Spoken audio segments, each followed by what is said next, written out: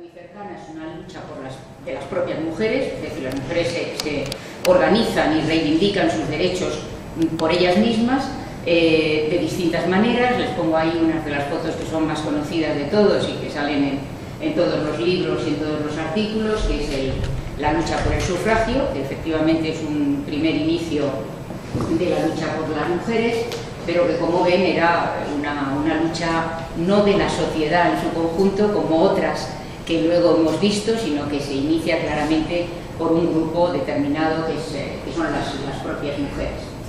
La Constitución de 1931 incluye una prohibición de privilegios jurídicos por razón de sexo, que estaba en el artículo 25 de la Constitución, y consagra los mismos derechos electorales para hombres y mujeres a partir de 23 años. La Constitución del 31, ya saben que tuvo no solo una escasa vigencia, sino una vigencia entrecortada también en su aplicación práctica. Por lo tanto, de ahí tampoco se consagró una situación de igualdad de mujeres y hombres, porque, como digo, el texto no lo generó.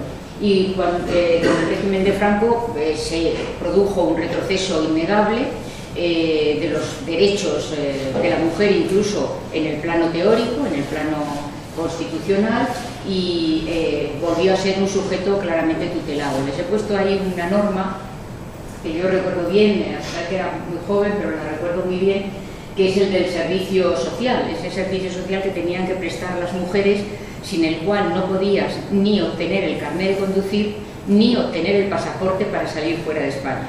Por lo tanto, si querías hacer alguna de las dos cosas, tenías necesariamente que pasar por este servicio social, que no era un servicio social obligatorio como la mili de los hombres, pero que te cercenaba los derechos que eran más propios de un avance de la mujer. Como digo, era obtener el pasaporte y era obtener el carnet de conducir. ¿Se imaginan ustedes que había que ir a la autoescuela con el certificado de haber pasado el servicio social? Pues esto pasaba, yo tengo recuerdo, por lo tanto pasaba no hace tantos años, aunque ya 40 sí, pues con más de 40. La Constitución del año 1978 representa, desde luego, un hito en la lucha de los derechos de las mujeres, porque a partir de ahí, no tanto como veremos ahora, por lo que hace la Constitución, sino porque a partir de ahí se han podido hacer más cosas. El valor de la Constitución es el desarrollo postconstitucional, lo que hemos hecho en 40 años, en 4 décadas posteriores a la Constitución, más que porque la Constitución en sí misma sea muy receptiva al tema de los derechos de las mujeres en su conjunto, sin, por supuesto, desconocer el reconocimiento de la igualdad, que ahora veremos que es troncal dentro del texto constitucional. Pero quedaron aspectos sin cerrar, como digo. La evolución social ha ido cambiando y las demandas sociales han ido pidiendo a la legislación de desarrollo medidas concretas que, como veremos ahora, sí se han producido. La Constitución española de 1978 se ha dicho también, esto no es mío, pero se ha dicho con frecuencia, es una Constitución para las mujeres sin las mujeres. Ahí les pongo algunos datos para que vean ustedes que de la Comisión de Asuntos Constitucionales y Libertades Públicas, la comisión parlamentaria en la que se elabora el texto constitucional, había 36 miembros y solo una mujer, que ella misma ha dicho que era ninguneada continuamente, porque lo ha dicho ella en los medios de comunicación. En la ponencia constitucional, ninguna mujer. Por lo tanto, se dice también que la Constitución tuvo 7 padres y ninguna madre, porque no hubo absolutamente ninguna mujer en la ponencia. En 1931 hubo una mujer, en el 78 ninguna. Y luego hay un escaso protagonismo constitucional de los temas y de los derechos propios de las mujeres en la Constitución española. Por lo tanto, las autoras que han estudiado este aspecto, como la actual magistrada del Tribunal Constitucional, María Luisa Barber, afirman que la Constitución del 78 no incorpora ningún tipo de perspectiva de género. Es decir, no alude, no tiene ningún precepto, no tiene ninguna previsión que haga suyo, digamos, la perspectiva de género, la situación de discriminación histórica en la que las mujeres se encontraban, tendente a revertirla o a neutralizarla, ¿no? Las escasas referencias expresas a mujeres, más allá, como voy a decir ahora, de las cláusulas generales de igualdad, en la Constitución aluden a los temas clásicos de la mujer. Por lo tanto, se habla de la madre en el artículo 39, cuando se habla de la maternidad, cuando se habla de la familia, se habla de la mujer en el artículo 57 de la Constitución para postergarla en el orden de sucesión a la corona, como se dijo ayer, y el artículo 58, cuando también habla de la reina consorte o el consorte de la reina, con una diferenciación que ayer Alfonso Guerra consideraba discriminatoria, tiene una fundamentación histórica, claramente, porque históricamente los hombres tenían tal preeminencia sobre las mujeres que cuando estos adquirían el rango de rey, aunque fuera rey consorte, tendían a quedarse con el reino entero.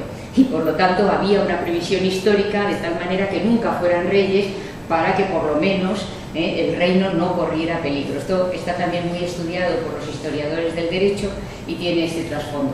Y yo interpreto el artículo 58 justamente en el mismo sentido de discriminación para la mujer. En ese sentido, es decir, a la mujer se la puede hacer reina consorte porque como no pinta nada, pues realmente da igual que se le dé el título de reina consorte. A un hombre no se le puede dar el título de rey consorte porque entonces se haría con el poder efectivo. Entonces, me parece que esa interpretación es la que debe primar. Y, por supuesto, si se reforma la Constitución, yo lo digo desde hace más de 30 años, habría que eliminar estas diferencias claramente en la Constitución. No son reconocidas como colectivo. Esto lo dejo ahí por si luego en el debate que entremos en ello. Esto es una tesis muy controvertida. Es decir, si los derechos de las mujeres tienen que ser defendidos articulándonos como colectivo individual, como si fuéramos un grupo incluso de presión en ese sentido. Así se ha hecho en muchas ocasiones, pero si eso debe de formalizarse de alguna manera.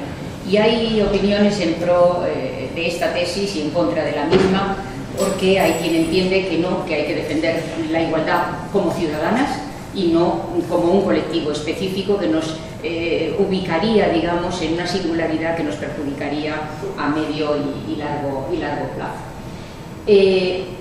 A partir de aquí, como les decía, sí que podemos revisar los logros postconstitucionales, que estos sí son más notables. Aquí sí se ha hecho más a partir de una Constitución que reconoce la igualdad como valor, en el artículo 1.1, la igualdad como principio de política real y efectiva, en el artículo 9.2, y la cláusula formal de igualdad y no discriminación del artículo 14 de la Constitución. Si recuerdan ustedes, el artículo 14 de la Constitución tiene dos partes, un solo párrafo, pero dos partes, ¿no? En la primera se declara que todos son iguales ante la ley, etc. Y luego hay una serie de cláusulas de no discriminación. No podrá ser discriminado por razón de sexo, etcétera, etcétera, etcétera, ¿no?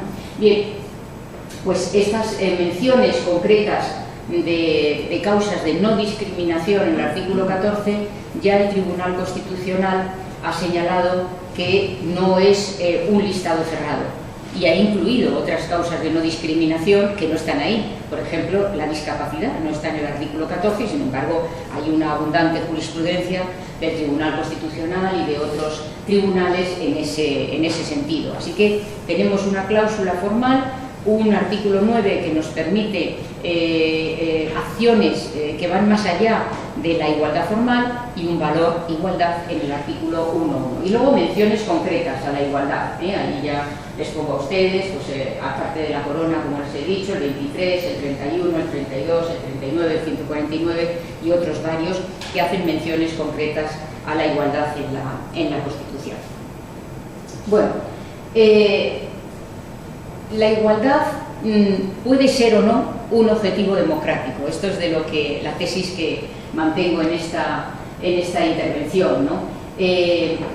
Efectivamente, es un objetivo democrático en la Constitución del 78 en la medida en la que entendamos que es un objetivo general. Es decir, la Constitución del 78 se plantea que la igualdad tiene que quedar incluida en el nuevo régimen constitucional en todos los sentidos. Y entonces tenemos ese juego, como les acabo de decir, de artículos constitucionales.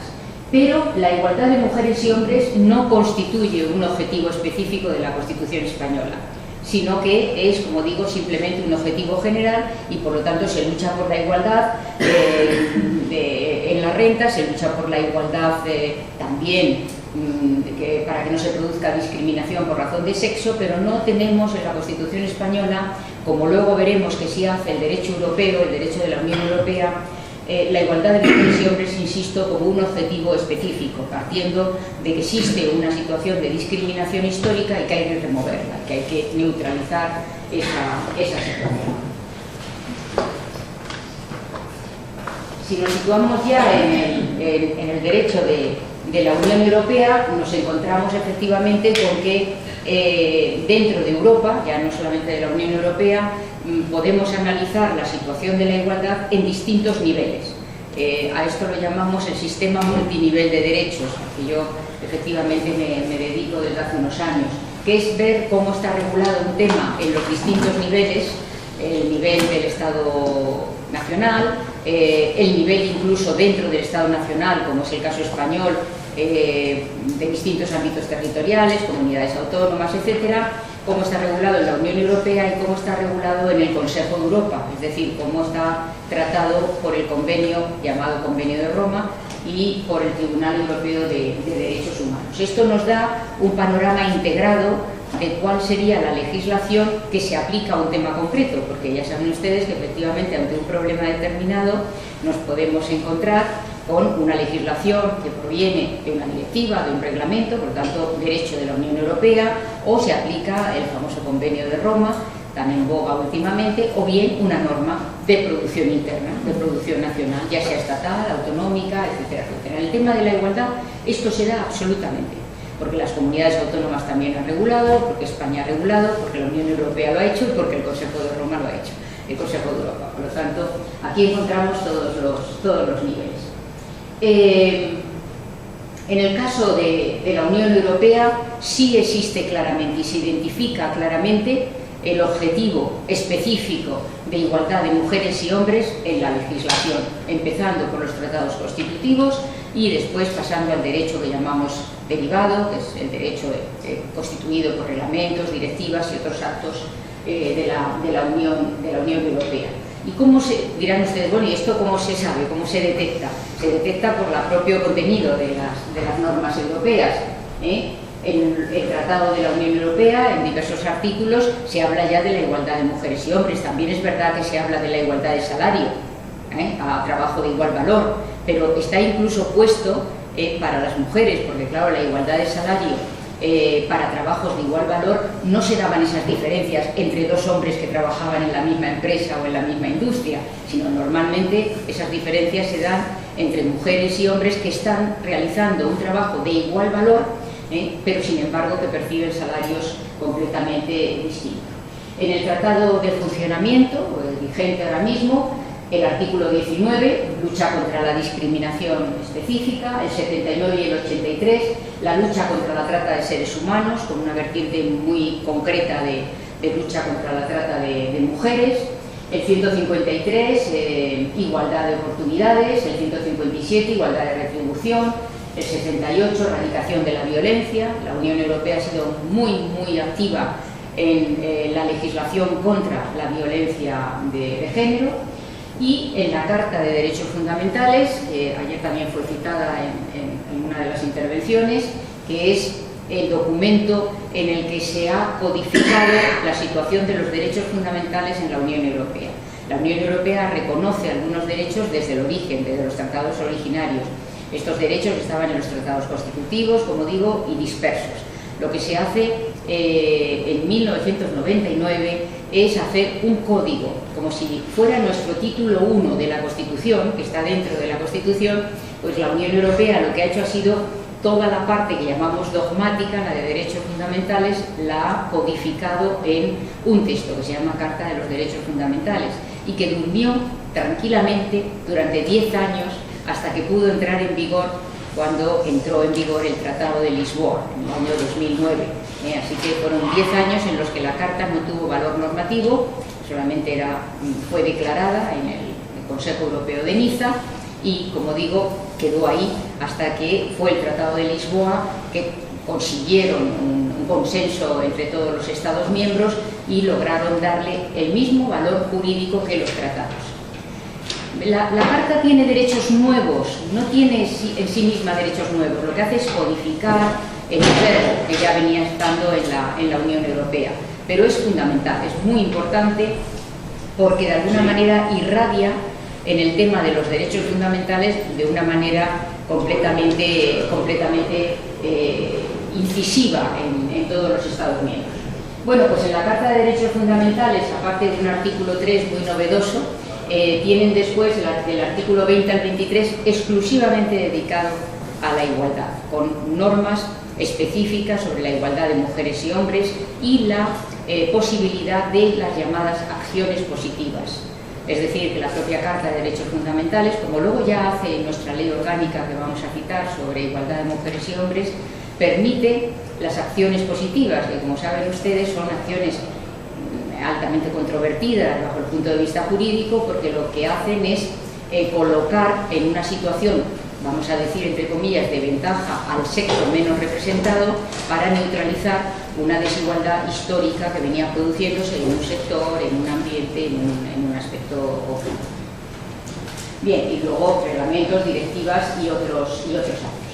Para que tengan una idea de cómo se ha movido la Unión Europea y Europa en general en pro de este objetivo específico de mujeres y hombres, pues les he puesto ahí un par de textos solo de referencia, hay cientos de ellos, pero bueno, pues si luego tienen curiosidad y quieren revisar alguno de ellos, ¿no? La Carta de la Mujer y el Compromiso Estratégico para la Igualdad de Género del 2016 al 2019. Como les decía, son normas específicas para la igualdad de mujeres y hombres, no para el tratamiento de la igualdad general, que hay otros textos para eso, pero aquí hay unos documentos específicos.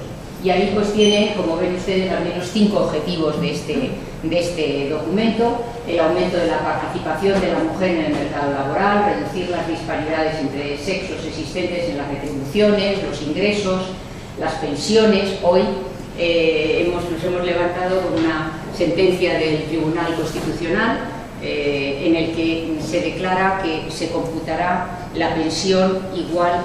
Yo no he leído la sentencia, así que no les puedo dar los argumentos, solamente la nota de prensa.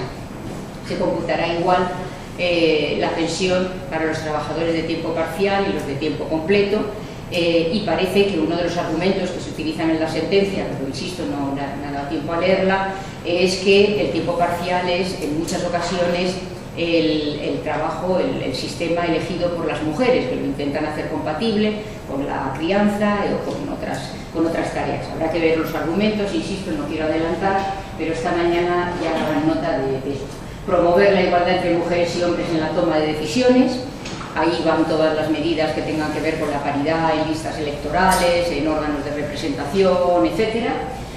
Combatir la violencia sexista y proteger y apoyar a las víctimas. Luego hay un apartado aquí en la presentación, así que me referiré a ello después. Y promover la igualdad entre mujeres y hombres y los derechos de las mujeres en todo el mundo.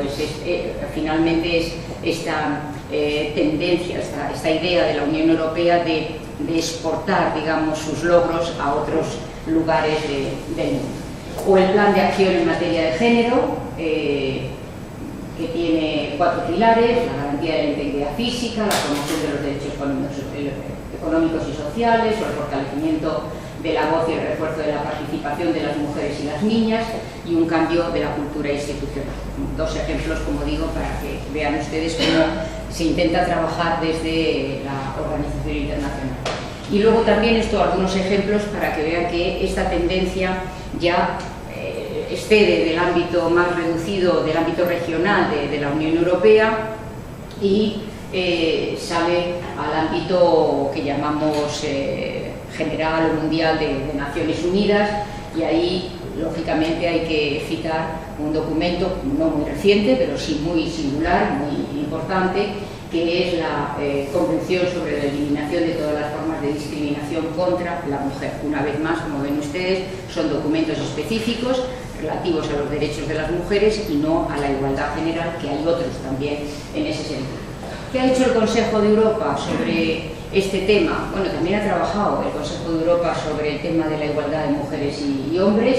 En el artículo 14 del convenio está la cláusula general. Coincide que el número es el mismo que en la Constitución, pero eso es una mera coincidencia. Es decir, en la Constitución la igualdad es el 14 y en el convenio pues la igualdad también es el 14. Y luego hay un protocolo específico, porque el artículo 14 del convenio era un artículo que era interpretado por el Tribunal Europeo de Derechos Humanos correctamente como una cláusula relacional. Es decir, la única manera de que pudieras ganar los casos ante el Tribunal Europeo de Derechos Humanos por violación del artículo 14 y la igualdad era siempre que lo pusieras en relación con otro artículo del convenio. Significaba, por lo tanto, que te habían violado la igualdad en relación con el derecho a la libertad de expresión o con el derecho a la libertad religiosa. Entonces, a esto le llamamos ser un artículo relacional, el artículo 14, siempre que sea otro contexto en el que se te ha violado ese derecho. El protocolo 12 lo que hace es que extiende la prohibición general de discriminación y por lo tanto ahora ya cabe una discriminación en sí misma sin necesidad de una vinculación específica a otro de los derechos contenidos en el convenio, desde hace ya casi 2 décadas, ¿no? Y luego el convenio del Consejo de Europa sobre la prevención y lucha contra la violencia contra la mujer y la violencia doméstica. Este llamamos el convenio de Estambul, que es del año 2011. Muy importante este documento, porque este documento es el que auspició de alguna manera la reforma del Código Penal que se produce en España en el año 2015, en el que, como saben, se incluyen algunos tipos agravados o diferenciados en razón del género. Así que eso luego lo citaré, pero también es importante porque de alguna manera tanto la legislación de desarrollo como, ya digo, la reforma específica del Código Penal tienen su base en la ratificación por parte de España del Convenio de Estambul. ¿Y qué ha hecho España, no? Es decir, que vamos bajando, como ven ustedes, los distintos niveles, como le había dicho, el nivel de la Unión Europea, el nivel del Consejo de Europa, las menciones a Naciones Unidas y ahora recalamos en la producción interna de España, ¿no? ¿Qué es lo que se ha producido a partir del año 1978 con una Constitución que, como les he contado, no tenía en sí misma las previsiones necesarias para considerar que estaba en ella el cumplimiento de un objetivo específico de igualdad de mujeres y hombres y sí el objetivo general de conseguir la igualdad, eso sí. Bueno, pues ¿qué se ha hecho en estas 4 décadas de legislación postconstitucional? Bueno, lo primero que se ha hecho es que prácticamente se ha consolidado con vaivenes notables que no puedo reproducir aquí y que son, si lo estudian, se notan mucho, pero bueno, se ha ido consolidando, digamos, que dentro de la estructura tanto del gobierno central como de las comunidades autónomas y del ámbito local, pues se han ido consolidando centros, organismos, oficinas de apoyo a la igualdad de hombres y mujeres, Ya digo que con diferencias muy notables según las épocas, según los gobiernos, según las comunidades autónomas, por supuesto. En el ámbito local las diferencias son todavía mayores, en sitios donde hay algo, en sitios donde hay mucho y en sitios donde no hay nada, pero no puedo hacer un estudio pormenorizado, pero bueno, sí que es verdad que algo se ha ido haciendo en los ámbitos territoriales internos de España. Ahí les pongo a ustedes la actual estructura del gobierno central, que es una Secretaría de Estado. Aquí ya saben que ha habido distintos también niveles, ha habido ministerio de igualdad como tal. Ahora mismo la estructura es la de una Secretaría de Estado que está dentro de la vicepresidencia del gobierno, es decir, de vicepresidencia del gobierno, ministra de la presidencia, relaciones con las Cortes e igualdad. Ese es el nombre que hay y por lo tanto el nivel es el de una Secretaría de Estado. La titular de la Secretaría de Estado actual es Soledad Murillo, que es una socióloga muy conocida, con una amplia trayectoria, y pueden encontrar toda la información en la página correspondiente, que lo tienen ustedes ahí. ¿Qué interesa? Un poco por la estructura de lo que hacemos. Voy a volver hacia atrás, aunque lo veremos después. La Secretaría de Estado tiene una dirección general de violencia de género, que esa sí ha sido muy activa, y tiene también una dirección general de diversidad. Esas direcciones generales se aplican a diversos ámbitos de trabajo sobre la igualdad. Bueno, de todos los hechos postconstitucionales o logros postconstitucionales, quizá el primero que hay que citar es la Ley de Igualdad de Mujeres y Hombres del año 2007. Sobre esta ley orgánica de igualdad, yo no me resisto a contarles una anécdota que teníamos cuando yo acababa ya, me iniciaba, vamos, como profesora. Yo creo que ya era doctora, pero estaba iniciándome. Los constitucionalistas más importantes y relevantes de aquella época, ya les estoy hablando de pues quizá 30 años, ¿no? o algo así, decían que era imposible desarrollar la igualdad a partir de la previsión constitucional. Es decir, que nunca podría haber una ley de igualdad como la que después hubo en el año 2007. Y la tesis jurídica era que la igualdad no podía desarrollarse por sí misma, sino que se desarrollaba, en su caso, en previsiones específicas de otras leyes. Es decir, cuando tú hacías una ley de educación, pues podías incluir allí lo que quisieras. Cuando hicieras una ley sobre participación ciudadana, pues podías hacer. Pero que nunca se podría hacer una ley de igualdad, porque la ley de igualdad, ¿qué podría decir? Pues decía lo que ya decía la Constitución, el artículo 14 o el 9.2. Claro, nada más lejos de la realidad, aunque tuvieron que pasar casi 3 décadas, si no recuerdo mal, para que efectivamente hubiera una ley de igualdad, como ven, del año 2007. Y si la ven de la ley de igualdad, tiene las dos cosas. Es decir, tiene una primera parte en la que tiene artículos sustantivos con contenido específico, porque ahí es donde se define el acoso, ahí es donde se definen otras figuras semejantes, y esto es sustancial. Y luego es verdad que es una ley que modifica transversalmente gran parte del ordenamiento, porque modifica muchas de las leyes que estaban vigentes hasta ese momento, incorporando estas previsiones de igualdad. Así que esta ley de 2007 hace las dos cosas, lo que parecía imposible, porque tiene, como digo, una parte sustantiva y después una modificación enorme, transversal, a todo el ordenamiento que modifica otras leyes orgánicas, etcétera, entre ellas la ley orgánica del régimen electoral general, etcétera, ¿no? Por lo tanto, como digo, muy importante. Les pongo ahí un concepto también interesante que está dentro de la ley, que es el de transversalidad de género, porque al final, para la aplicación de la igualdad, nos apoyamos en unas herramientas jurídicas. Esto no es solamente, y hay cierto riesgo de que lo parezca, no es solamente hablar, no es solamente decir, no es solamente, ay, es que la igualdad tiene que ser, es muy buena, no. Aquí hay que descender al terreno y, por lo tanto, al final los juristas utilizamos herramientas, y esas herramientas son las que nos permiten transformar el ordenamiento, y el ordenamiento permite transformar la sociedad.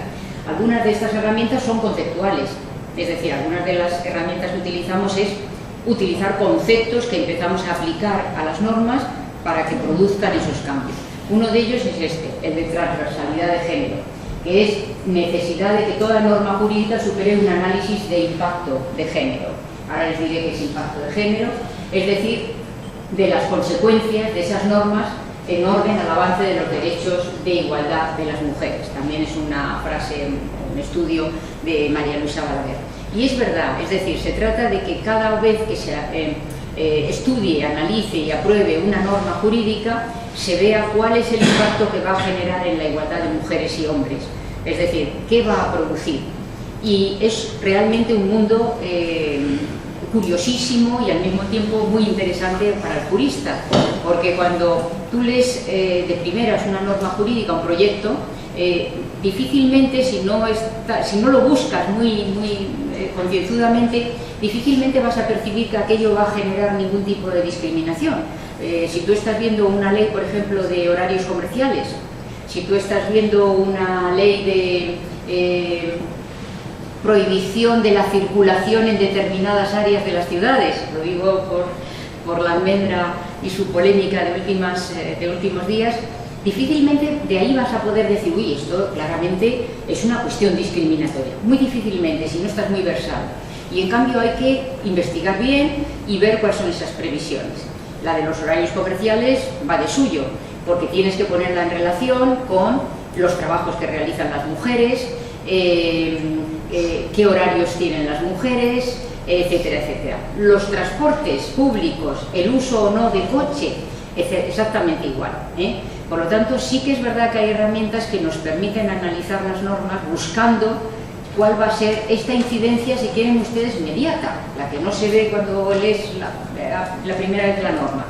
Y esto es un trabajo realmente importante. La Ley de Igualdad obliga a que esto se haga en los análisis normativos. Luego ya, ¿qué les voy a decir? Unas normas salen mejor y otras normas pues las encontramos más deficientes en este sentido. Complementariamente a la anterior y un poquito anterior, es esta otra ley fundamental que les cito a ustedes aquí, que es la Ley Orgánica 1/2004 de 28 de diciembre de medidas de prevención integral contra la violencia de género. Como les decía antes, dentro de la Secretaría de Estado de Igualdad hay una delegación del Gobierno para la violencia de género que tiene una serie de competencias realmente notables en cuanto a las medidas de protección integral de la violencia de género. Quizá la más destacable, por eso la pongo ahí, es la legitimación ante los órganos jurisdiccionales para intervenir en defensa de los derechos y de los intereses de las tutelados en la ley de medidas de protección de la violencia de género, en colaboración con las administraciones que sean competentes en cada caso por razón del territorio. Bien, en esta misma ley está la definición de violencia de género. Ahora mismo, después de las últimas elecciones generales y autonómicas y locales, pues como saben ustedes, también este tema ha surgido con gran ímpetu, digamos, por la negación de algunas fuerzas políticas de su conocimiento, de su esencialidad, de su existencia incluso, ¿no? Y con propuestas tendentes a la eliminación de algunos de los tipos que efectivamente se han incluido en la legislación penal española, tendentes, como digo siempre, a proteger la violencia de género. Bueno, ahí la definición de violencia de género es aquella que como manifestación de la discriminación, por lo tanto es requisito sine qua non que efectivamente se dé una situación histórica de discriminación en colectivos. Aquí sí que tenemos que ir necesariamente a colectivos, porque no podemos ir a sujetos individuales, no podríamos utilizar, por lo tanto, la definición. La situación de desigualdad y las relaciones de poder de los hombres sobre las mujeres se ejerce sobre estas por parte de quienes sean o hayan sido sus cónyuges o de quienes estén o hayan estado ligados a ellas por relaciones similares de afectividad, aún sin convivencia. Esta es la definición legal y que efectivamente puede generar problemas, pero que no puede hacerse de otra manera si realmente lo que se quiere es poner de manifiesto este tipo de violencia. Es verdad que ahí dice la definición que tiene que ser de darse todas estas situaciones de desigualdad y que se da por parte del hombre respecto de la mujer y no al revés. Ya saben también que últimamente se defiende que no, que este tipo de violencia puede ser una violencia intrafamiliar que se da en el ámbito doméstico y que se da exactamente igual respecto de un sexo para el otro y viceversa, ¿no? Lo que se defiende en esta ley y lo que algunos defendemos, yo claramente me alineo con esta tesis, es que no es, la igualdad no se da de esa manera. Los casos, además, las estadísticas están ahí.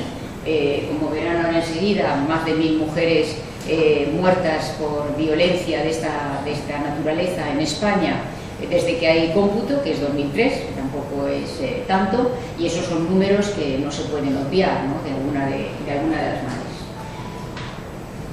Solo en Suecia y en España hay una ley específica, en el ámbito europeo me refiero, perdón, una ley específica contra la violencia de género. En España, desde 2003 ya hay un cómputo específico y hay 1001 mujeres muertas como consecuencia de esta violencia, y en Suecia hay una recopilación de datos muy exhaustiva, quizá incluso mejor que la que hay en España. En estos dos países, como digo, es donde hay una ley específica. Pero fíjense que en 10 países de la Unión Europea no recopilan datos, a pesar del Convenio de Estambul, que todos estos países han suscrito. A pesar de eso, no hay recopilación de datos. Si no hay datos, no hay conocimiento de la realidad. Si no hay conocimiento de la realidad, malamente vas a poder hacer ninguna ley que sea acorde con esa realidad que desconoces, ¿no? Y luego sí hay en la Unión Europea este Instituto Europeo de Igualdad de Género, el IEG, que promueve estudios continuamente sobre igualdad de género. Pero como digo, hay muchísimos países en la Unión Europea los que todavía están de lado o de espaldas a la realidad de la violencia de género. Luego otra ley también constitucional que dio en su momento, en el momento de la redacción de la ley, pie a una gran controversia, es esta ley orgánica 2/2010 de 3 de marzo de salud sexual y reproductiva y de la interrupción voluntaria del embarazo. Esta ley fue recurrida ante el Tribunal Constitucional en inconstitucionalidad y está pendiente el recurso, a pesar de que han pasado ya 9 años, ¿no? Pero no ha habido sentencia por parte del Tribunal Constitucional, por lo tanto veremos a verla. Se sometieron al Tribunal Constitucional diversos aspectos, pero el fundamental, el que generaba más polémica, era justamente si la ley se acomodaba a la doctrina anterior del propio Tribunal Constitucional en la sentencia de 1985, cuando se estableció el sistema de abortos por indicaciones. Si esta nueva ley, que lo cambia el sistema de indicaciones por el sistema de plazos, era o no coherente con la Constitución y también con la doctrina del Tribunal Constitucional. Que lo sea o no con la doctrina del Tribunal Constitucional es menos relevante, porque el Tribunal Constitucional puede cambiar su propia doctrina. La cuestión es saber si efectivamente es o no coherente con la Constitución española. Así que, bueno, veremos si hay recurso próximamente. Otra ley también muy importante, del año 2003, me gustaría que, si pueden, vayan teniendo en la cabeza las fechas de las leyes orgánicas que les estoy citando, porque, como verán, corresponden a una horquilla temporal.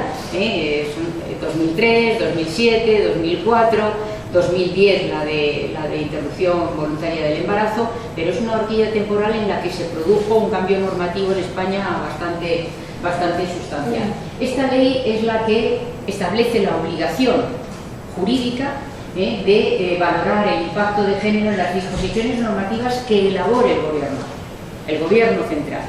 Luego hay leyes parecidas en algunas comunidades autónomas o normas de otro tenor que evalúan también, pero esta es la que se refiere al gobierno. Efectivamente, los decretos que se elaboran en el gobierno pasan un informe de evaluación del impacto de género, cualquiera que sea el tema, porque, como digo, es curioso, pero a veces una ley que parece completamente aséptica, no tiene nada que ver, que se refiere a la industria o que se refiere a cualquier otra cosa, pasa una evaluación de impacto de género y se encuentran influencias o elementos que pueden ser disfuncionales en razón de la igualdad de mujeres y hombres. Y luego, ya en el año 2013, el Real Decreto Legislativo de noviembre, por el que se aprueba el texto refundido de la Ley General de Derechos de Personas con Discapacidad y su Inclusión Social. Este Real Decreto Legislativo del año 2013 trae su causa en la ratificación por parte de España del Convenio sobre los derechos de las personas con discapacidad. Lo pongo ahí abajo para que tengan referencia, ¿no? Veníamos obligados porque efectivamente el convenio establece un punto de vista completamente distinto sobre las personas con discapacidad y la legislación española tenía que adaptarse a ello. La Convención tiene previsiones importantes que inciden en la igualdad de mujeres y hombres. Hay una cuestión dentro del análisis de la igualdad de mujeres y hombres que tiene unas repercusiones prácticas importantes, que la llamamos igualdades concurrentes o más de una desigualdad. Es decir, hay veces que las mujeres están discriminadas por ser mujer, pero además por ser discapaz o persona con discapacidad, o bien por ser trabajadora, o bien por la maternidad, etcétera. Entonces, es muy fácil que haya desigualdades concurrentes en una misma persona. Por eso les citaba también esta legislación sobre igualdad. La Convención tiene un artículo 12 que cambia totalmente el prisma sobre el que se había regulado los derechos de las personas con discapacidad, porque lo que hace la Convención, el artículo 12 de la Convención, es partir de que todas las personas tienen absolutamente los mismos derechos y que quizá algunas necesiten un complemento para su ejercicio, una ayuda para su ejercicio, mientras que hasta épocas muy recientes se partía de la base de que no eran capaces y por lo tanto no tenían tales derechos. Esto ha cambiado, como digo, el panorama hasta tal punto de que el Gobierno hace unos meses inició un procedimiento, una propuesta que no ha llegado realmente todavía a las Cortes, que se a las cámaras, como saben ustedes, en primavera, etcétera, para la reforma del artículo 49 de la Constitución, que ahora mismo, si lo leen ustedes, es tremendo porque habla de disminuidos físicos, psíquicos, etcétera, para eliminar esa palabra, disminuidos, hablar de personas de discapacidad como obligación derivada de la Convención y del decreto legislativo del año 2013.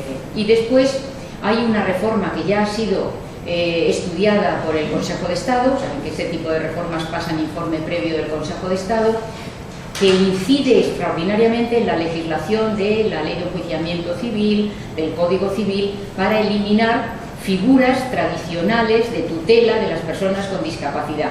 A partir de ahora, si esa reforma se termina, cuando haya nuevo gobierno, se va hacia adelante y termina aprobándose, pues realmente las figuras de la incapacitación, que era sobre la que se basaba realmente la situación de estas personas con algunas discapacidades, se elimina y solamente se establecen unas colaboraciones, ayudas, apoyos para que sean las personas con discapacidad las que puedan ejercer sus derechos. Sí tenemos ya dentro del ordenamiento vigente y se ha plasmado en las últimas elecciones que se han producido en España el derecho de voto de las personas con discapacidad.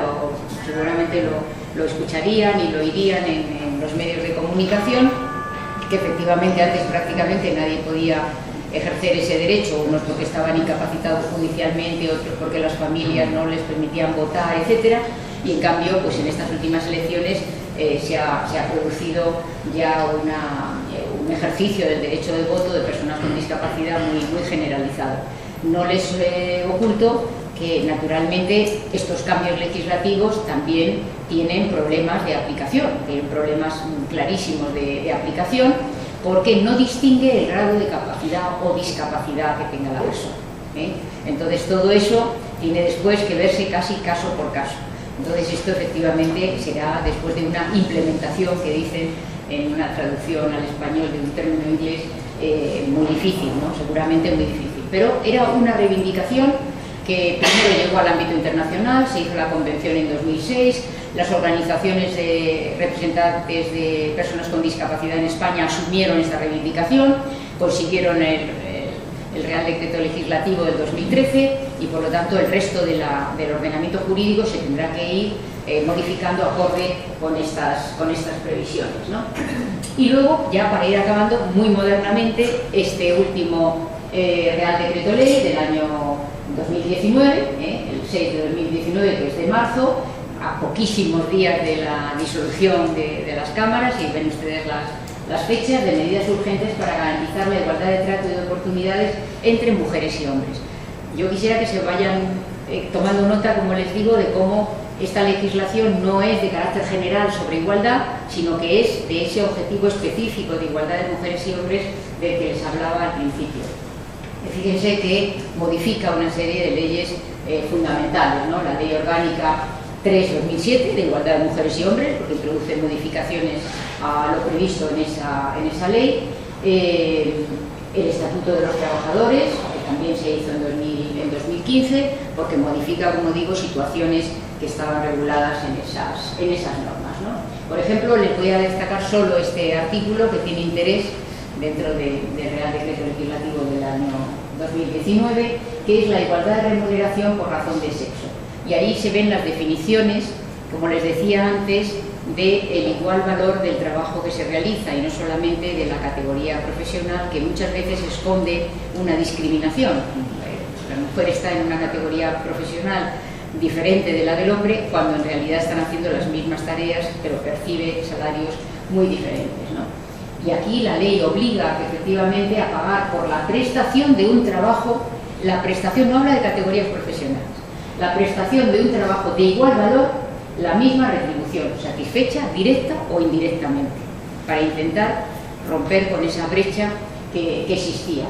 Y luego dice, ¿cómo es un trabajo que tendrá igual valor? ¿Cómo se define? Pues tiene igual valor que otro cuando la naturaleza de las funciones o tareas efectivamente encomendadas sean las mismas, es decir, que ese es el mismo valor del trabajo, no la categoría profesional que, como digo, escondía muchas veces una discriminación encubierta, que llamamos, ¿no? Bien, hay legislación autonómica, políticas públicas, instituciones de garantía, otros órganos e instituciones, observatorios, centros de igualdad, no me puedo detener en todo eso, pero voy a eso. Luego, la jurisprudencia del Tribunal Constitucional la voy a pasar porque es realmente interesante, pero ya entonces no podríamos luego tener un debate sobre estas cuestiones, solamente la sintetizo. La jurisprudencia del Tribunal Constitucional en materia de igualdad de mujeres y hombres, de igualdad en general, pero de igualdad de mujeres y hombres, como era previsible, pues ha sido algo convulsa a lo largo de estos 40 años. Y por lo tanto el Tribunal Constitucional a veces ha dado un paso adelante, luego ha tenido algunas sentencias que claramente iban hacia atrás, luego ha vuelto a ir hacia adelante y ya más recientemente hay una, digamos, jurisprudencia que yo puedo considerar bastante consolidada en favor de los derechos de las mujeres y de los hombres en términos de igualdad. Es verdad que no era un tema fácil porque había una legislación, sobre todo cuando les pongo ahí sentencias del año 1981, o sea, prácticamente cuando el Tribunal Constitucional se iniciaba en sus tareas, ¿no?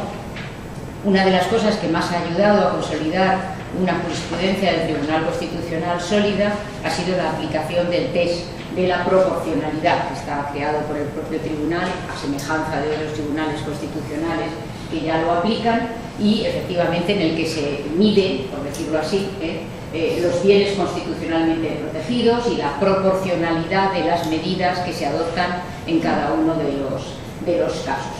Hay alguna cosa dentro de la jurisprudencia interesante, ya digo que no quiero ir sentencia por sentencia, porque eso entonces no me daría tiempo a darles mis opiniones acerca de posibles reformas de la Constitución, pero la verdad es que el trabajo del Tribunal Constitucional en este sentido ha sido bastante importante, ¿no? Claro, alguna cosa era muy llamativa, por ejemplo, el Tribunal consolidó o confirmó que la exclusión de una mujer de un trabajo en el que se requería fuerza física, esto en el año 96, pues era acorde con el principio de igualdad, o sea que no había discriminación. Claro, yo cuando leo esto digo, ¿qué pasa? Que todos los hombres todos son fuertes, no hay ninguno que sea débil, que sea pequeño, ¿no? Como yo desde luego no puedo ser fuerte porque no tengo ni capacidad ni fuerza, pero bueno, es que no hay mujeres fuertes.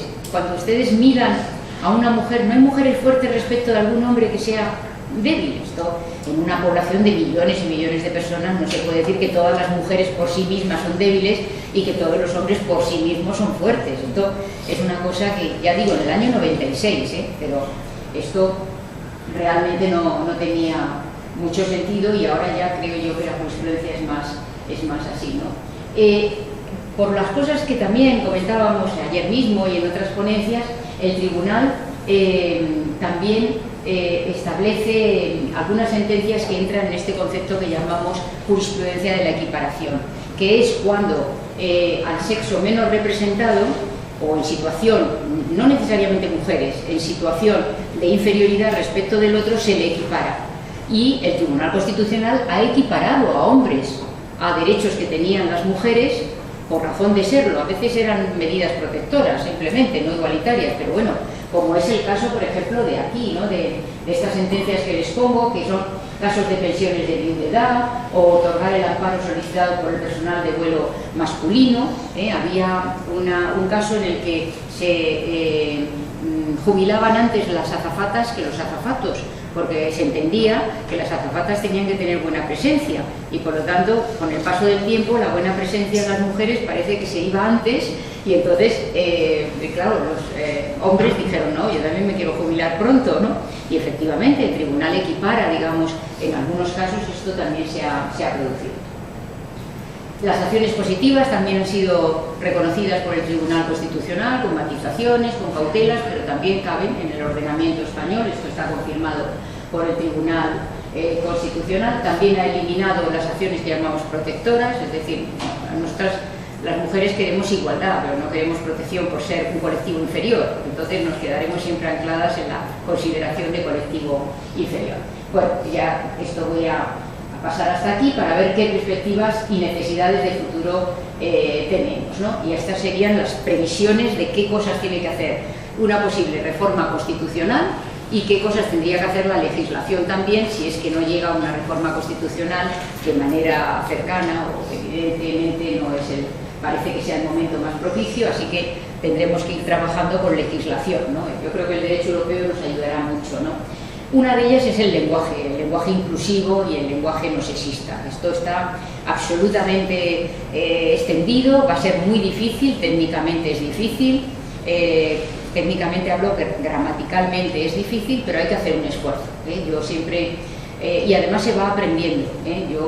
Yo misma confieso que cuando hace 20 y tantos años o más pues te decían catedrático de Derecho Constitucional, no te sonaba mal, te presentaban así y no te sonaba mal, ¿no? Incluso te parecía bien porque catedrático eran los que mandaban, entonces tú ya también eras catedrático, pues ya igual mandabas algún día, ¿no? Pero cuando pasa el tiempo realmente te conciencias y esto ya, yo desde luego ahora me dicen catedrático o me dicen director y desde luego no me muevo de la silla porque no es a mí, es decir, no percibiría que no utilicen el género gramatical, ¿no? Bueno, esto efectivamente tiene complejidad técnica, pero hay que ir luchando por ello. En el artículo 14, como está ahora mismo, pues yo incluiría naturalmente otras causas de discriminación. Todo lo que yo sugiero lo pongo en rojo para que vayan ustedes viendo. Yo incluiría el color, los orígenes, las características genéticas, la lengua, las convicciones, opiniones políticas o de otra índole, pertenencia a minorías, patrimonio, discapacidad, edad, orientación sexual. Es decir, las cláusulas de no discriminación que hay ahora en el artículo 14 las nutriría con nuevos conceptos. Es verdad, como les dije, que la jurisprudencia del Tribunal Constitucional lo ha ido incorporando. Está en la jurisprudencia, pero no está en la Constitución, y por lo tanto creo que esto es importante. Por otra parte, gran parte de todas estas nuevas causas de discriminación están ya en el derecho europeo, están en la Carta de Derechos Fundamentales y en otras legislaciones europeas, así que sería simplemente adaptarlo a ello. Y luego había un artículo 14.2, ahora el artículo 14 no tiene dos apartados, tiene uno solo. Se podría crear un segundo apartado del artículo 2 en el que yo pondría ahí lo concerniente a las exigencias derivadas del artículo 23, que es el derecho de participación política. Entonces ahí pondría la igualdad entre hombres y mujeres, será garantizada en todos los ámbitos, inclusive en materia, bueno, empleo, trabajo y retribución, perdón, el artículo 23 de la Carta de Derechos Fundamentales. El principio de igualdad no impide el mantenimiento y adopción de medidas o ventajas concretas en favor del sexo menos representado. Estas son las acciones positivas. Les acabo de decir que el Tribunal Constitucional las ha admitido en la jurisprudencia, pero tampoco están reconocidas en la Constitución, sí en la Ley Orgánica de Igualdad del año 2007, así que yo las consagraría a nivel constitucional y las pondría aquí. Y luego la edad y la diversidad funcional pues servirán de base para la introducción de diferencias justificadas de trato de oportunidades. Esto es una tesis de Blanca Rodríguez, que es una titular de Derecho Constitucional que también trabaja en estas materias. En el artículo 15, que ahora mismo regula el derecho a la vida, pues naturalmente, aparte de consolidar lo que derive de la doctrina del Tribunal Constitucional en esta materia, yo incluiría las libertades reproductivas, el derecho y el derecho de autodeterminación física.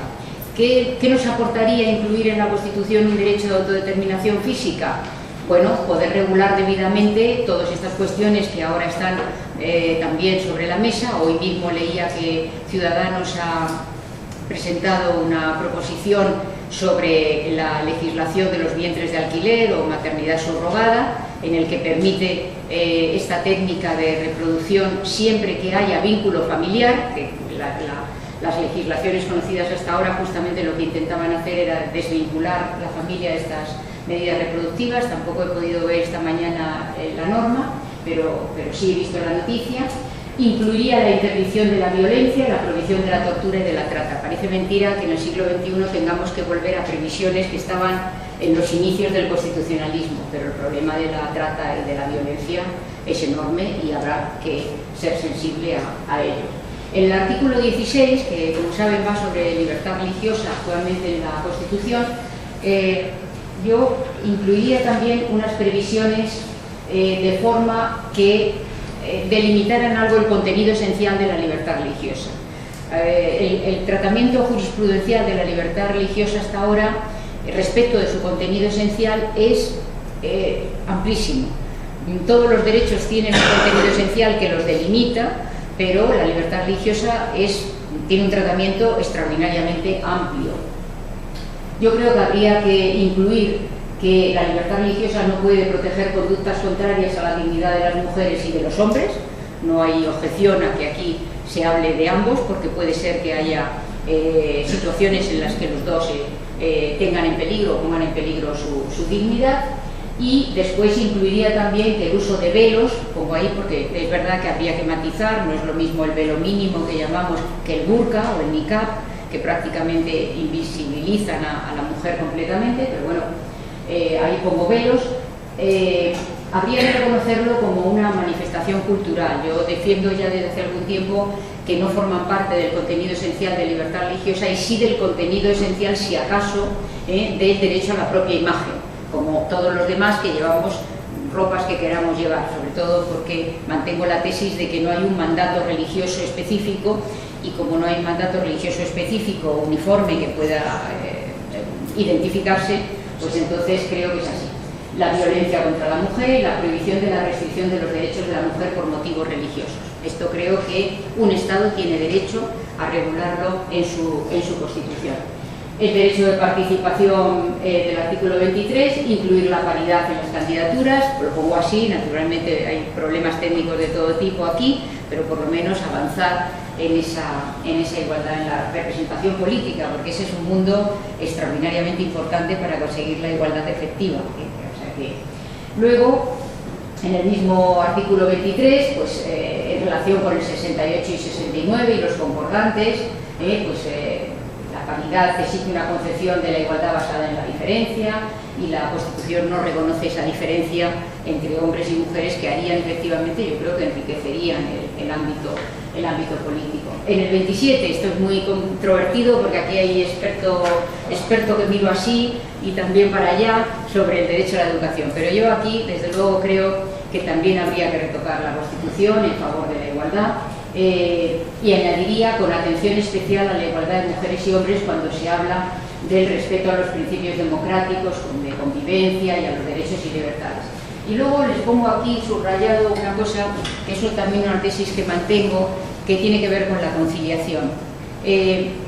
Hablamos de conciliación como uno de los derechos que permiten a las mujeres incorporarse a la vida laboral, etc. Si no se actúa de alguna manera sobre los horarios escolares, no puede haber conciliación. No puede haberla, porque claro, si los niños están 3 meses o más de 3 meses en casa, solamente la gente que tenga otros apoyos o tenga un estándar económico que le permita organizarse, podrá hacer cosas.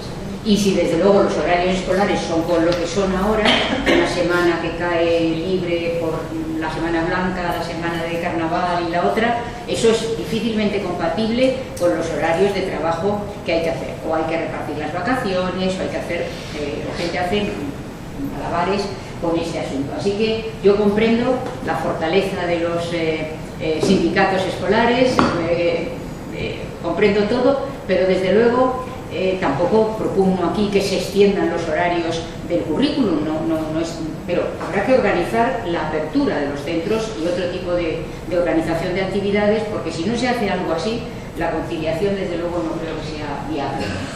Bueno, aquí también incluiría en el apartado 3, cuando los poderes públicos deben garantizar el derecho que asistan los padres para que sus hijos reciban la formación religiosa y moral que esté de acuerdo con sus propias convicciones. Yo añadiría que este derecho no podrá limitar la promoción y aplicación de la igualdad de mujeres y hombres y la igualdad en general, de los niños y de las niñas, de los niños y niñas con discapacidad, etc. O sea que yo aquí incluiría previsiones en este sentido. El derecho, en el artículo 32, el derecho al matrimonio, solamente incorporaría lo que ya es derecho vigente en España, que es el matrimonio igualitario, que como saben ustedes se incluyó por modificación del Código Civil español en el año 2005, pasó también control de constitucionalidad y lo que haría sería incluir en ese artículo de la Constitución, insisto, este matrimonio igualitario que ya está dentro de la legislación española. En cuanto al artículo 39, familia y reproducción, pues aquí incluiría el derecho a la reproducción.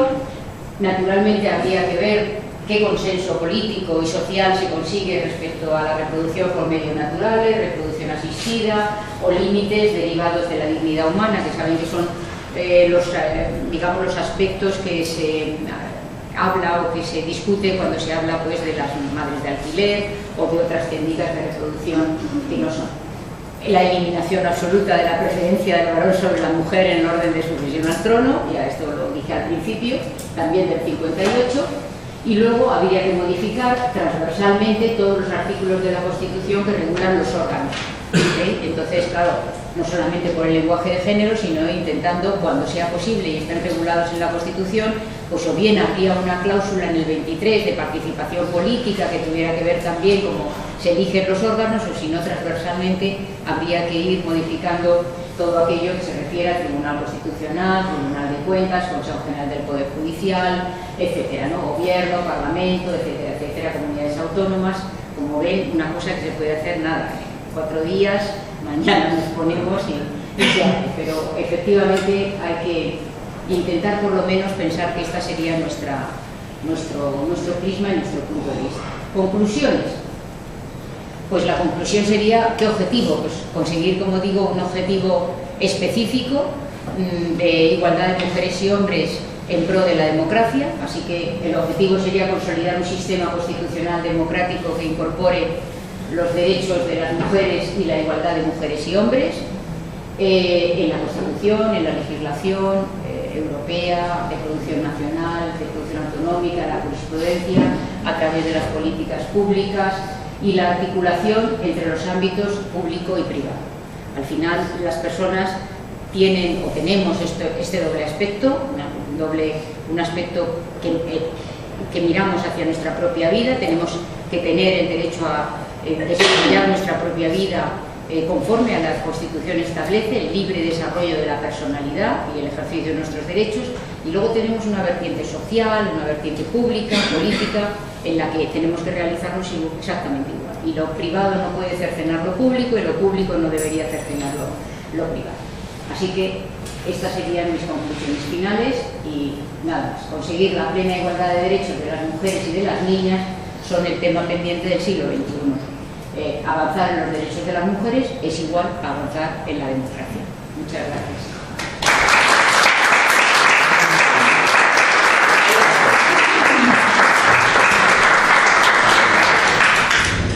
Bueno, era larguita. Espero no haberles aburrido mucho porque era larguita esto. Bueno, ahora veremos si les has dejado con ganas de preguntar o les has dejado absolutamente.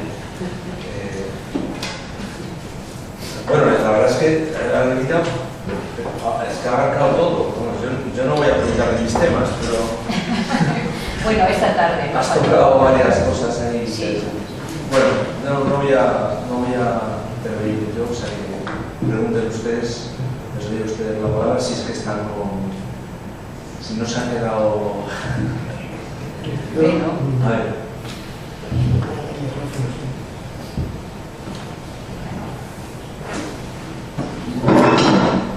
Solo hacer ejerza la catedrática por la elección magistral que nos ha dado. Tanto es así que agradecería muchísimo que nos pasara por el plan.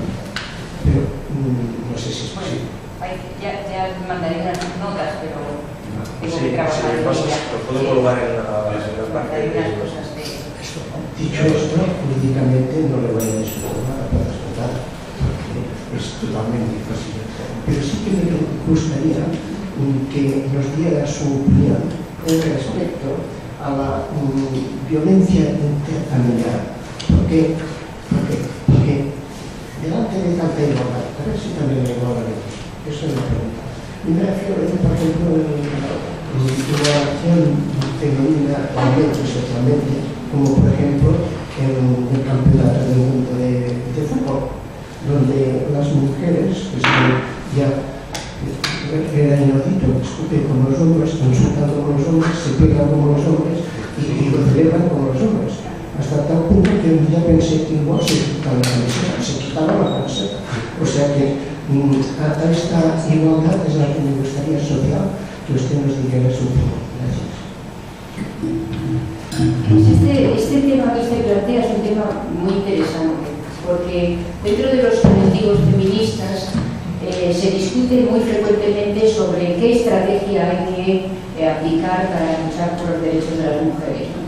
Y hay muchas tesis, pero hay dos que se distinguen bastante bien. Hay quien considera que se consigue la igualdad siempre que te asemejes lo más posible a los logros masculinos, y entonces si te asemejas lo más posible a los logros masculinos terminas haciendo las cosas que hacen los hombres. Esto sobre todo se ve bien en el ámbito laboral. De lo que se trata, cuántas veces habremos oído aquello de, bueno, si una mujer quiere ascender, pues que esté tan disponible para la empresa como están los hombres, ¿no? Que no quiera irse a las 3 de la tarde a casa, sino que se quede hasta las 10 de la noche, o además a las 10 de la noche se vaya de copas con el empresario que ha venido de otro país. Esa es una tesis que efectivamente se defiende. Tú haces lo que hacen los hombres y llegarás a lo que los hombres han llegado. Y otras tesis, que también hay subtesis, pero bueno, las agrupo todas en una, son las que defienden que no, que lo que hay que hacer para conseguir la igualdad de mujeres y hombres es transformar la sociedad. Transformar la sociedad de manera que no haya que hacer un modelo de sociedad masculino, que es el que ha habido ahora, sino un modelo de sociedad tampoco femenino, sino diferente. Y yo estoy más por esta segunda tesis, sin desconocer que esta segunda tesis lo que nunca puede llegar es a intentar que las circunstancias se acomoden al caso concreto de cada cual. Es decir, es evidente que la lucha por la igualdad supone sacrificios. Hay que estar dispuesta a hacer sacrificios por esa igualdad. Así que estoy más por la transformación de la sociedad. Y le pongo algunos ejemplos, porque si no queda muy abstracto y parece que no se sabe bien de qué estoy hablando. Antes se habló de los horarios de los colegios. Yo creo que eso, a pesar de que tenga dificultades, ya digo, sobre todo encontraremos dificultades en el ámbito sindical, los sindicatos defenderán a sus trabajadores, yo creo que se puede hacer algo por los horarios escolares. Creo que sí, se puede hacer algo. Se puede hacer algo por los horarios en las grandes empresas, es decir, cuando tú tienes responsabilidades importantes. Sí se puede hacer porque de hecho se está haciendo. No sé por qué todas las reuniones tienen que ser a las 7 de la tarde, acabar a las 10 e irse a cenar después hasta las 3 de la mañana. Eso no deriva de una exigencia del trabajo. Se pueden hacer reuniones a las 10 de la mañana o a las 9 y desde luego cuando tú vas a Europa y vas a Bruselas, allí, vamos, acaban los órganos colegiados, salvo que haya una sesión plenaria del Parlamento o lo que quiera que fuera, pero los órganos normales colegiados acaban como mucho a las 4 de la tarde y nadie se toma 2 horas y media para comer. Es decir, que claro que hay cosas que ya se pueden hacer para conciliar, para que efectivamente la sociedad sea de otra manera. Ahora, también creo que, como digo, hay trabajos que tienen unas exigencias que no puedes alegar nada ni por ser mujer ni por ser hombre. Si tú eres un cirujano en unidad de trasplantes de un gran hospital y llega un corazón, tú no puedes decir, uy, yo ahora lo opero porque tengo que llevar a niña al inglés. Esto no puede ser. O sea, quiero decir que tenemos que hacer de todo. Yo soy de las que creo que la sociedad se transforma cuando se toman medidas muy distintas, no cuando se hace solo una cosa. Y entonces, efectivamente, se logra transformar. De hecho, la sociedad se ha transformado. Yo creo que de hace 30 años ahora el protagonismo de los hombres en las labores cotidianas de crianza y de atención doméstica, yo creo que han cambiado sustancialmente. No digo que sean igualitarias en todos los niveles, pero yo creo que sí que han cambiado. Así que yo soy optimista y estoy esperanzada en la transformación más bien de la sociedad. Y luego los ámbitos específicos del deporte, estos son ámbitos muy concretos, no sé si tienen sus propias reglas, ¿no? Y ya veremos cómo va, ¿no? Pero bueno, yo en todo caso estoy encantada con el fútbol femenino, ¿eh? Yo ya me paso al fútbol femenino, pero vamos, absolutamente.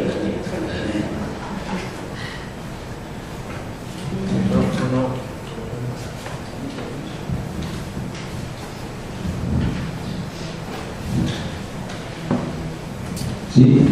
Sí. Bien, gracias por tu intervención en primer lugar. Sin entrar en debate de épocas pasadas, sí que pondré un alegato en defensa del hombre diciendo que quien estaba obligado a perder años de su vida con el servicio militar obligatorio era el hombre y quien tenía más tasas de mortalidad era el hombre por acudir a conflictos bélicos de forma obligatoria.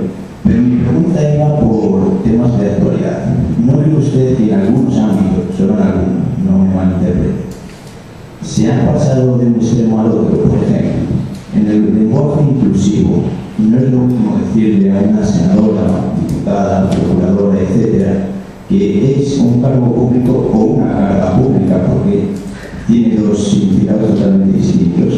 En segundo lugar, en relación al cupo de mujeres y hombres en una lista electoral en municipios de más de 3.000 habitantes, ¿no es injusto que en muchos municipios se queden hombres y mujeres válidos fuera de esas listas por superar ese cupo y que en otros sea imposible presentar candidatura por no llegar a él?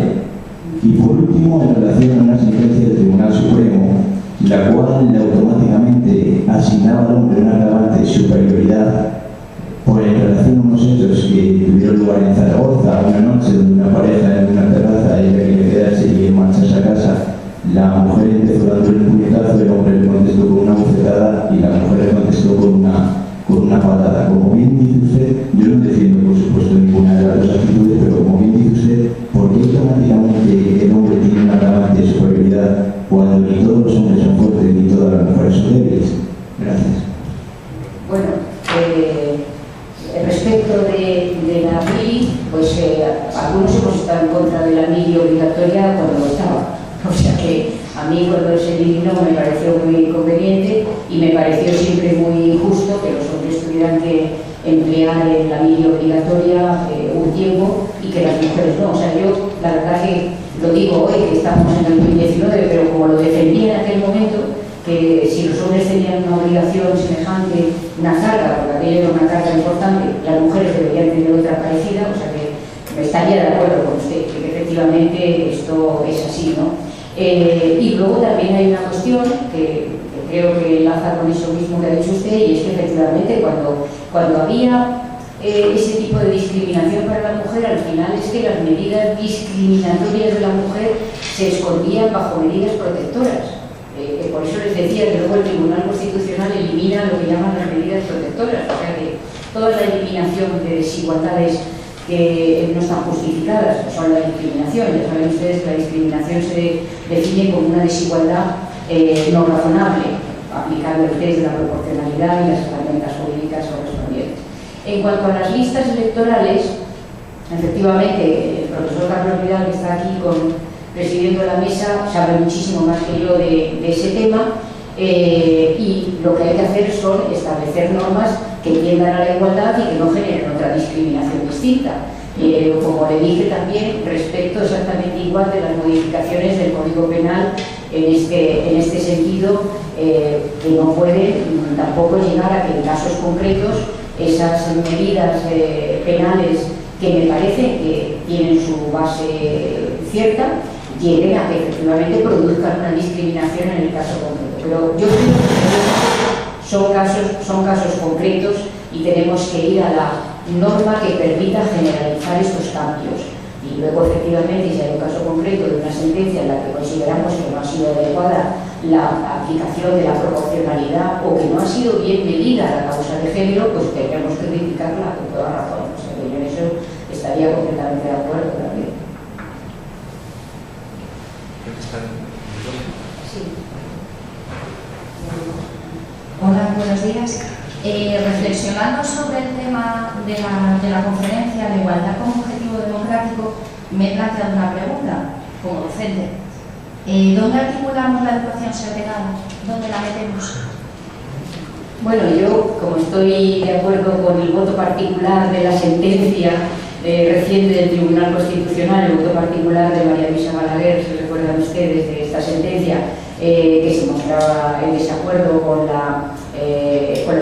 el resultado del Pleno, con el mayoritario, a favor de la constitucionalidad de la segregación en las aulas, pues le contesto rápidamente. Yo creo que no debe haber una educación segregada. No estoy de acuerdo en eso y, por lo tanto, yo creo que la sentencia del Tribunal Constitucional, Carlos Vidal, discrepamos cordialmente en este tema, pero yo desde luego creo que efectivamente no cabe tal segregación y creo que no era acertada la sentencia del Tribunal Constitucional. Como ahora mismo, en el tema de la segregación también en relación con los niños con alguna discapacidad, pues también estoy en desacuerdo con que se haga esa diferenciación o segregación. Entiendo, sin embargo, que hay que dotar a los colegios de los recursos necesarios para atender a los niños que tengan singularidades, porque tú no puedes echar en los hombros de un docente el atender a un colectivo de niños que no tienen singularidad respecto de otros o dos que sí las tienen y que el docente tenga que atender todo eso. Eso no puede ser. Entonces,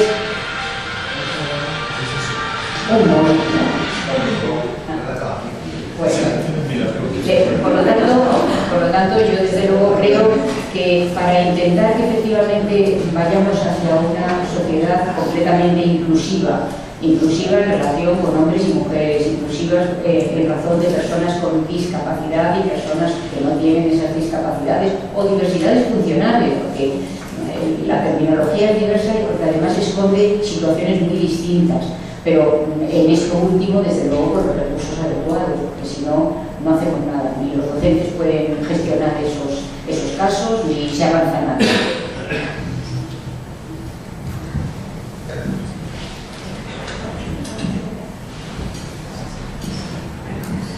Yo quería preguntarle lo siguiente. Estoy completamente de acuerdo y a favor de cuantas medidas se adopten con el fin de cambiar el sesgo dominante.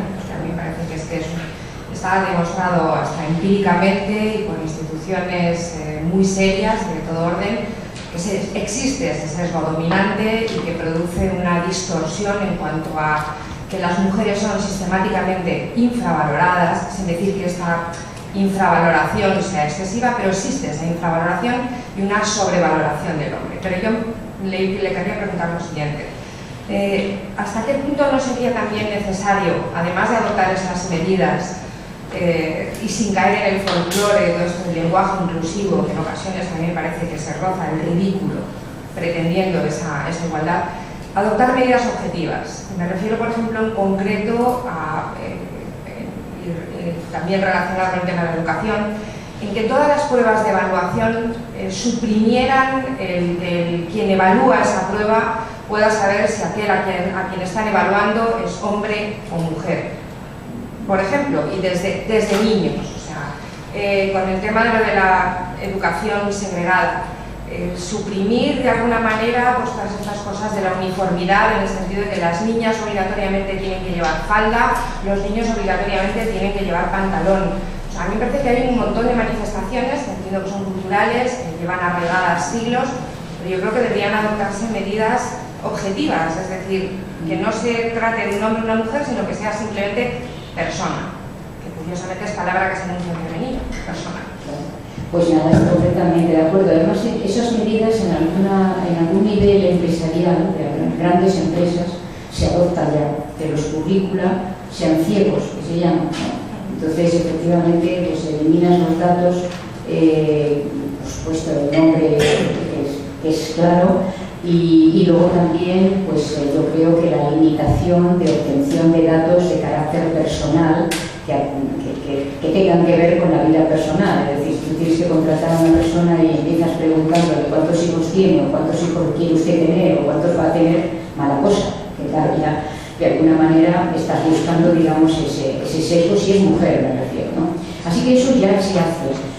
Yo creo que donde efectivamente tienes razón y más se debería de trabajar es sobre todo en el ámbito de la educación, porque luego es muy difícil adoptar las medidas ya en otros niveles y allí sí que hay mucho que hacer. En el ámbito de la escuela hay mucho que hacer y es donde más se puede hacer, porque claro, lógicamente lo que tú aprendes en las edades más tempranas es lo que de alguna manera encauza, digamos, también tu manera de pensar y el concepto de que tú formas parte de una colectividad integrada de niños, de niñas, de niños y niñas diferentes, ¿no?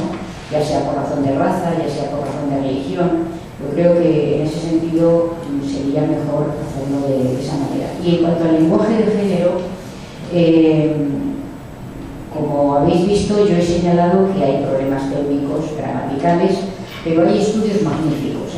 Os recomiendo los trabajos de Mercedes Bengoechea, por ejemplo, que es una filóloga que se dedica al lenguaje de género y que explica perfectamente bien. Tiene incluso unas guías que dentro de poco, quizá dentro de 8 o 10 días, van a estar accesibles en el laboratorio de igualdad que hemos creado en el Centro de Estudios Políticos y Constitucionales, para que las baje libremente el que quiere. Yo se las he pedido para hacer una política de lenguaje de género dentro de los documentos que elabora el Centro de Estudios Políticos y Constitucionales, porque hemos sacado convocatorias en las que se decía para la selección de 6 tutores, pues para la selección de 6 profesores, para la selección de 6 evaluadores.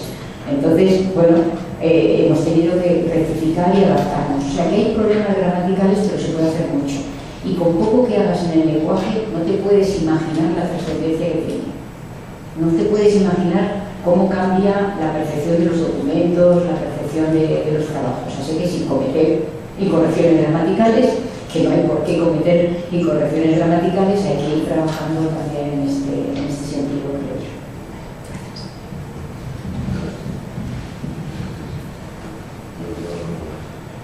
Hola.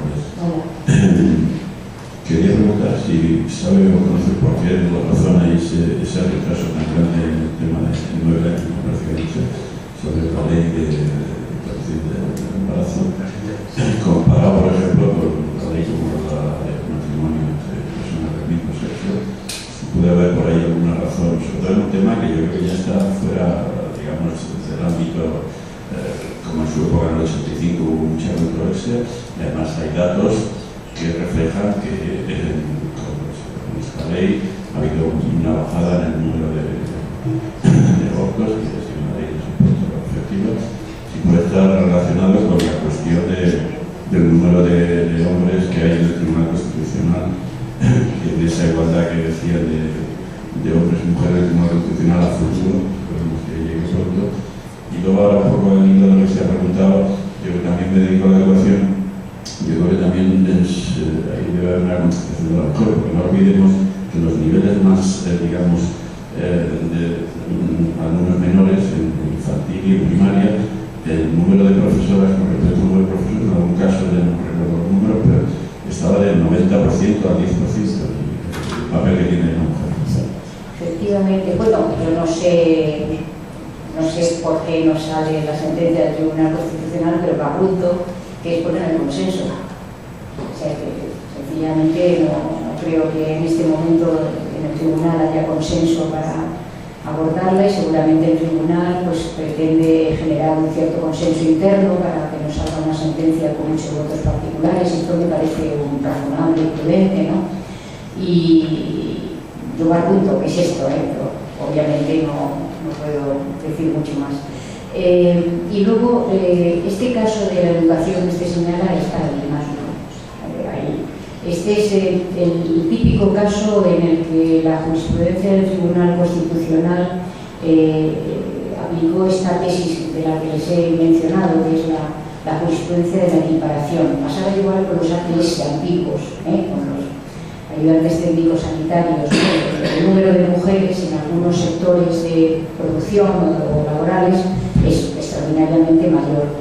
Y también hay que propugnar la igualdad en ese caso. Es decir, cuando hablamos de igualdad de mujeres y hombres y de aplicación de medidas para neutralizar las desigualdades, hablamos siempre al estilo europeo de sexo menos representado. Igual que cuando hablamos de paridad, es mejor hablar de representación equilibrada, que ya saben que es 40-60, es decir, jugar con unas horquillas de representación en la que ningún sexo tenga más del 60% de representación ni menos del 40%.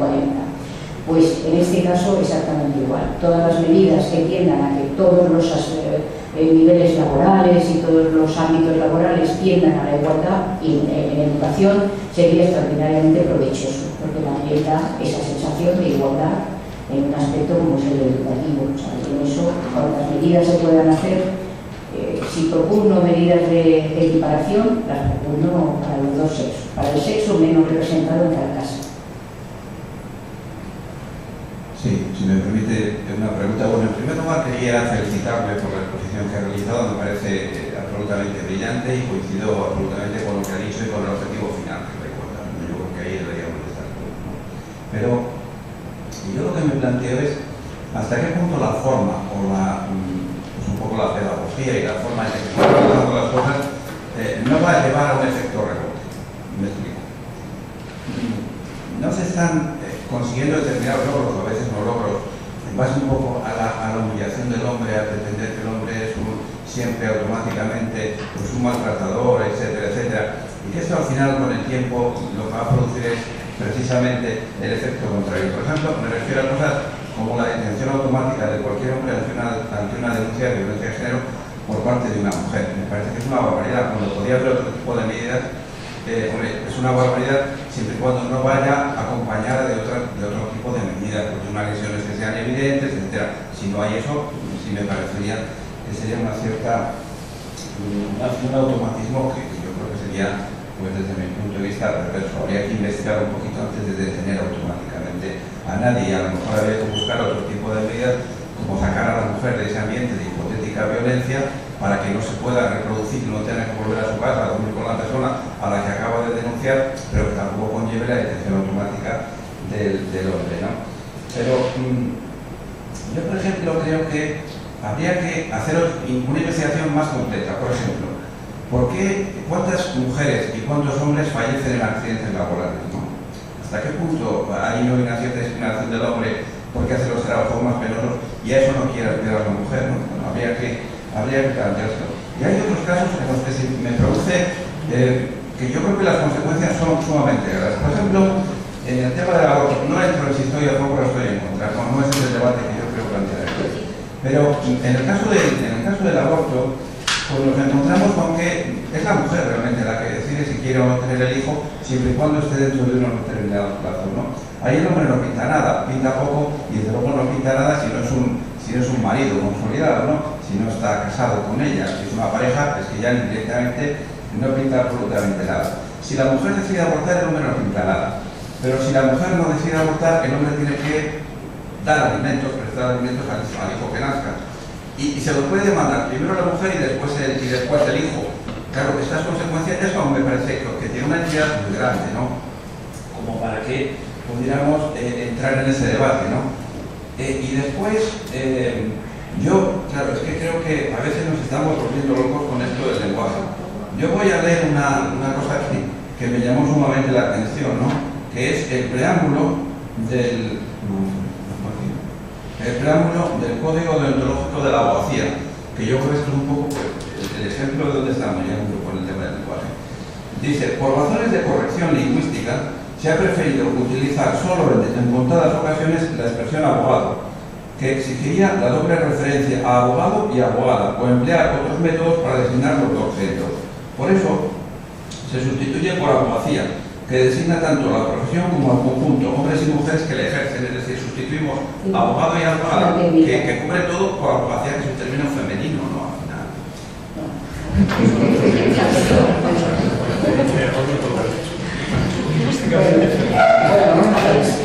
No sé si te da por lo del final.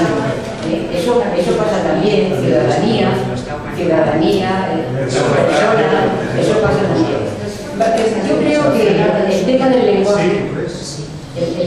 lenguaje, como les decía durante la conferencia, se trata de aplicarlo razonablemente y dentro de las reglas gramaticales.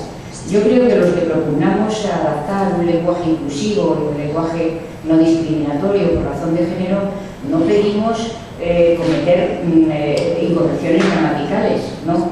Y como también les he dicho, poca cosa hace mucho en el tema del lenguaje, poca cosa hace mucho. Es verdad, sobre todo los que escribimos artículos en academia, etcétera, tienes que hacer un esfuerzo enorme, Te aseguro a usted que tienes que hacer un esfuerzo enorme y cuando estás también en actos públicos también tienes que hacer un esfuerzo, ¿no? Yo confieso que cuando presido algún acto, pues como estaba diciendo, les doy a todos la bienvenida, no sé qué.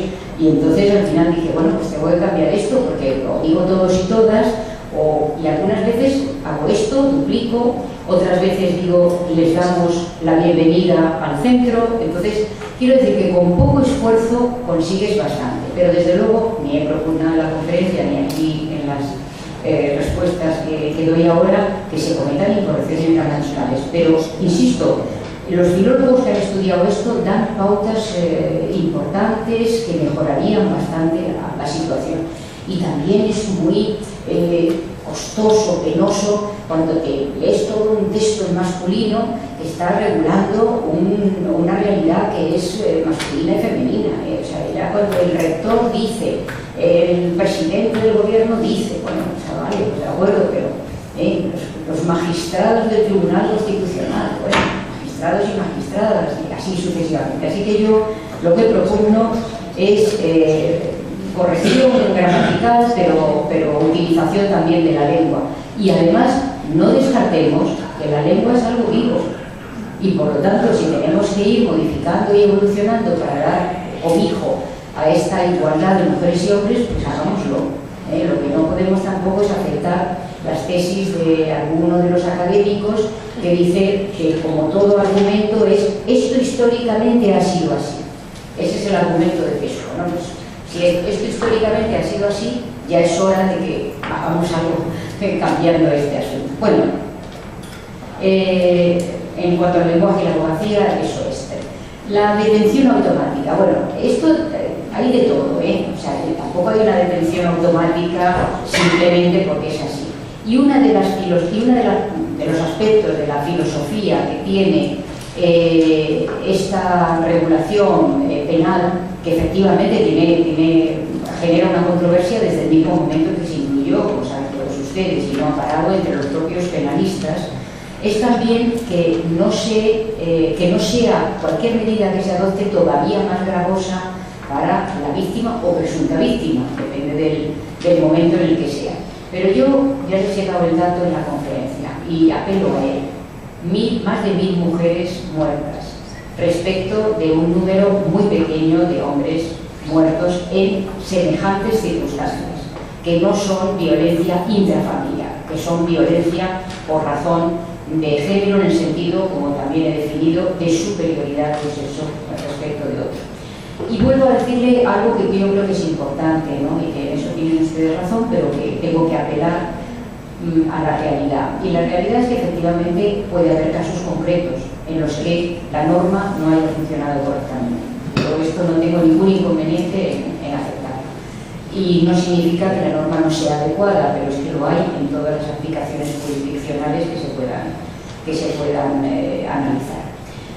Y luego el tema que usted suscita respecto del aborto, pues también es un argumento que se ha utilizado en muchas ocasiones, o sea que se ha discutido esto. Efectivamente, grosso modo y en términos muy rudos, eso nos pone sobre la mesa de quién es propiedad el feto.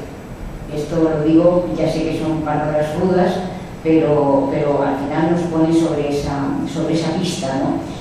Y esto ha sido, de alguna manera, incluso ya fue solucionado por el Tribunal Constitucional en la sentencia del año 85, que era la que analizó la norma despenalizadora por supuestos, ¿no? Que la la que teníamos hasta la ley de 2010, ¿no? Y por lo tanto ya se valoraron allí qué aportación es la que realiza la mujer a la gestación respecto de qué aportación es la que realiza el hombre, y la valoración de esas aportaciones de manera diferente, y yo estoy de acuerdo en que efectivamente la aportación de ambos es distinta y la valoración de la norma debe de ser también diferente.